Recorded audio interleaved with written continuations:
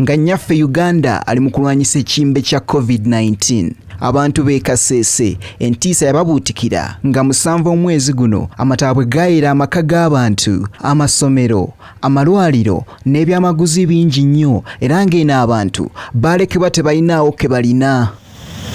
Kino kyasitula abantu ab'enjawulo era nga mwe mwali n'omubaka akiikirira abakyala mu kitundu kino mu Parliament Winnie Kiza era ng'ono yavaayo ku mukutu gwe gwa Facebook n'asaba Uganda n'abo bonna abali emitala w'amayanja okuddukira abantu bano baakiikirira. With my basket to look for food for the starving children, women, men, the pregnant women, the persons with disability who have been displaced by the scourge of Nyamwamba River, Nyamugasani River, Mubuko River and the other rivers of Kaseese district which have burst their banks. Aba People Power nga bakyawaayo obuyambi obw'enjawulo eri bannayuganda mu kaseera kano ak'omuggalo era nga ne gye buvuddeko bakwasa obuyambi obw'enjawulo eri akakiiko akaateekebwawo okukwasaganya ensonga zino era nga akakiiko kano kakulembera ya feesi ya Prime Minister nga basinziira ku kitebe kyabwe olunaku olwaleero. Aba People Power nga bayita mukulembeze waabwe Honorable Robert KYAGULANYI Ssentamu bawaddeyo obukadde 13 n'ekitundu eri Winnie Kiza era nga kino kikoleddwa okudduukirira abantu b'e Kaseese olw'amataba ag'abalumba gye buvuddeko. Twagala okwebaza mikwano gyaffe mwenna wano mu Uganda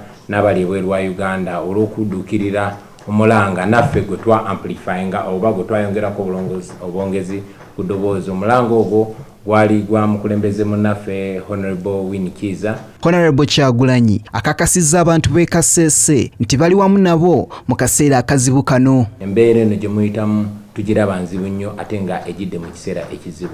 Tuyimiridde nammwe tuyinza obutasobola kukola byonna byetaagisa naye emitima gyaffe giri nammwe era twongera naffe okunga bannayuganda bonna buli alina kyasobola okukola okudduukirira abantu b'e Kaseese naddala nga tuyita mu mukulembeze munnaffe Honorable Winnie Kiza tukole kye tusobola. Tubasabira era tusaba Mukama abagumye. Honorable Winnie Kiza asaba abantu ab'enjawulo okuvaayo n'obuyambi bwonna okutaasa abantu b'e Kaseese era mu ngeri y'emu yeebazizza abo bonna abasobodde okwekwatakwata na buli kimu kye balina eri abo abantu abakoseddwa. Okugaba tekitegeeza nti olina nnyingi naye guba mutima. Waliwo oyo Munnayuganda atadde ku ka platform kaffe 10,000 ezo nagamba Winnie nalabye ebizibu ebiri e Kaseese ne binume nnyo naye nina 12,000 wadde tuli mu lockdown ezo 12,000 zenza kugula bisikuiti w'omwana. Omupoliisi owa Uganda nagamba wadde sirina sente nange ndi mu bizibu nkwayo emitwalo 2 genda ogula akasooli.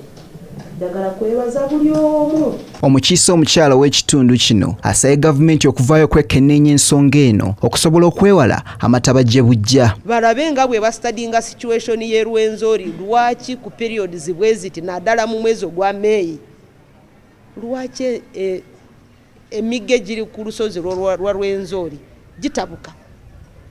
Babiyige babisome balabe nga bwe bafuna solution eriso permanent. Amataba e Kaseese gazze gabaawo emyaka egy'enjawulo okusingira ddala mu mwezi ogw'okutaano. Joshua Mitala, Crown Nawali, Record TV.